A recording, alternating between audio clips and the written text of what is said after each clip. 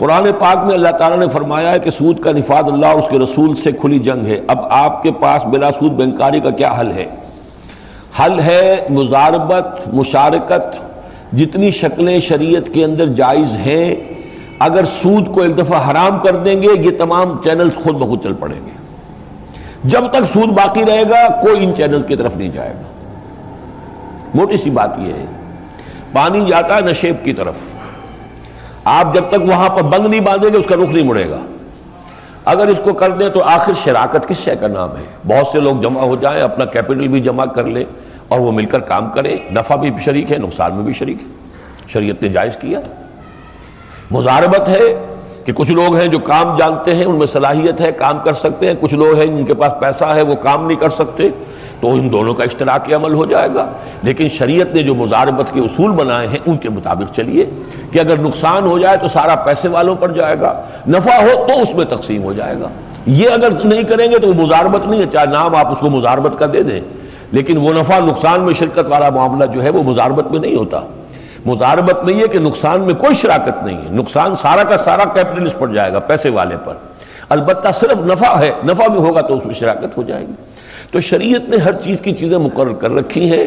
اب اس کے لیے یہ کہ ہم اپنے ذہن میں سوچ لیں کہ نظام دنیا میں جو بھی ہے، کیپٹل فارمیشن جس طریقے سے ہو رہا ہے وہی ایک واحد شکل ہے، تب تو ظاہر بات ہے کہ پھر سود کے علاوہ کوئی چارہ کار نہیں۔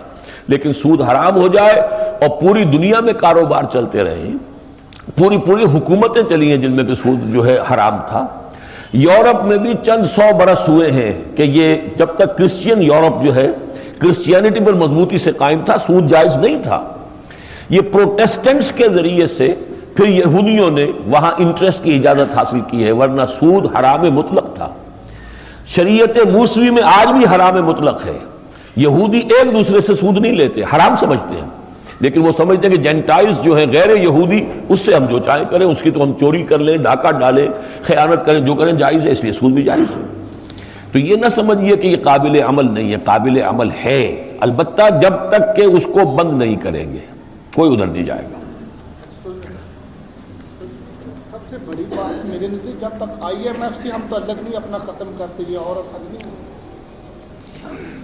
IMF سے ختم کرنا تو لازماً ہے، یعنی یہ کہ کوئی بھی آپ انڈیپینڈنٹ پالیسی چلا ہی نہیں سکتے جب تک کہ IMF سے ختم نہ کریں۔ لیکن وہ کیسے کریں گے؟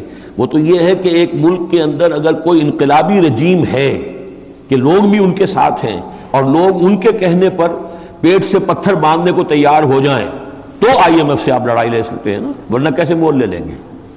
قیادت وہ ہو جو خود بھی پیٹ سے پتھر باندھنے کو تیار ہو، اور یہ کہ انہیں یہ امید ہو، جیسے کبھی بھٹو نے کہا تھا، لیکن کہنے کی بات ہوتی ہے کہ ہم گھاس کھا لیں گے لیکن ایٹم بم بنائیں گے، یہ کر کے دکھاتا تب بات تھی۔ لیکن یہ کہ اسی طریقے سے یہ لوگ بھی کر کے دیکھے، کشکول توڑ دیا، یہ کر دیا، کیسی باتیں کی ہیں، لیکن وہی وہ کشکول ہے اور وہی ساری چیزیں جو ہے ہو رہی ہیں۔ اس میں دیکھیے ہم نے بڑی تفصیل سے سفارشات دی تھی کہ اس میں 2 مرحلے ہیں۔ ایک مرحلہ وہ ہے کہ جس حد تک کہ ضیاء الحق صاحب کے دور میں پیش رفت ہو گئی تھی، پھر وہاں سے واپس ہوئے، پہلے قدم پر تو کم سے کم اس کو دوبارہ نافذ کریں، یعنی یہ اس میں بالکل پاک نہیں ہوتا معاشرہ سود سے، لیکن یہ کہ بہت حد تک کمی آ جائے گی۔ اس سے آگے یہ ہے کہ معاشرے میں نمبر 1 انٹرنل سود ہم ایک لمحے میں ختم کر سکتے ہیں کہ اس ملک کے اندر اب کسی سود خور کو ایک پیسہ نہیں ہم دیں گے، اور ان کی جو بھی رقم ہے، کسی نے ڈیفنس سرٹیفکیٹ لیے ہوئے، کسی نے کچھ اور لیا ہوا ہے، کوئی اور، ان کی اصل رقم واپس کر دی جائے گی، وہ بھی جب کہ سہولت ہوگی۔ جیسے قرآن مجید میں کہا گیا ہے کہ اگر کوئی شخص جو ہے جو تمہارا مقروض ہے وہ اگر ذو عسرہ ہے، اس کے اندر تنگی ہے، تو پھر اسے الا میسرہ، اس کو جب تک کہ سہولت نہ ہو جائے اس کو مہلت دو، اور اگر تم معافی کر دو تو تمہارے لیے کہیں بہتر ہے۔ تو انٹرنلی سود کو ختم کرنے میں تو ایک لمحہ نہیں لگتا، اور کتنی رقم بچے گی؟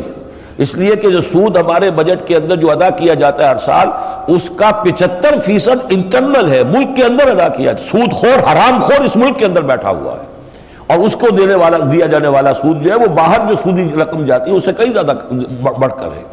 تو یہ تو ایک ارادے کا ہے، ایک عزم ہے، ارادہ ہے، فیصلہ کر لے تو اللہ تعالیٰ مدد کرے گا۔ انٹرنیشنلی البتہ یہ ہے کہ کمٹمنٹس ہیں ہماری، جب تک کہ ایک ایسی حکومت نہ ہو کہ جو عوام کو اس درجے اپنے ساتھ ملا چکی ہو کہ لوگ اپنے پیٹوں پر پتھر باندھنے کو تیار ہو جائیں یا وہی میں دوبارہ الفاظ دہرا رہا ہوں گھاس کھانے کے لیے آمادہ ہو جائیں، اس وقت تک یہ کہ ان سے لڑائی مول لینا آسان کام نہیں ہے۔